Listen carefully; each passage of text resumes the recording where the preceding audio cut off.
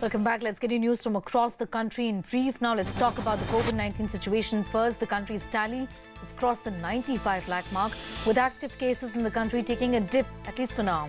India has been recording less than 40,000 COVID cases since a few days. 526 new deaths have been recorded in the country, while the recovery rate has gone up further. Kerala is reporting majority of the cases in the country, followed by Delhi and then Maharashtra. Dharampal Gulati, the owner of the popular spice bread MDH, passed away at the age of 98. Gulati was undergoing treatment in a hospital in Delhi for the last 3 weeks.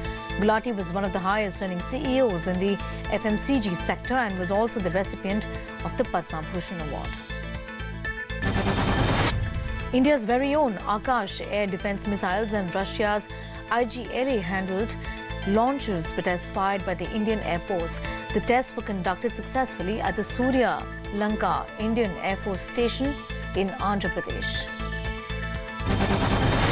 Former corporator Rakib Zakir was arrested last night from Bengaluru in connection to the DJ Halli violence case.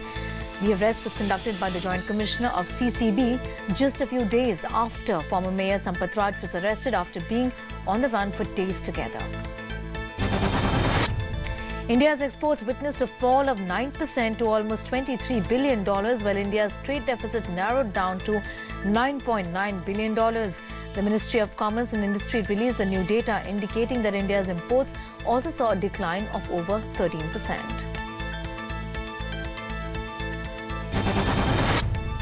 Singapore has become the first country in the world to give a nod to lab-grown meat. American startup Eat Just has been granted permission to sell edible products in the country.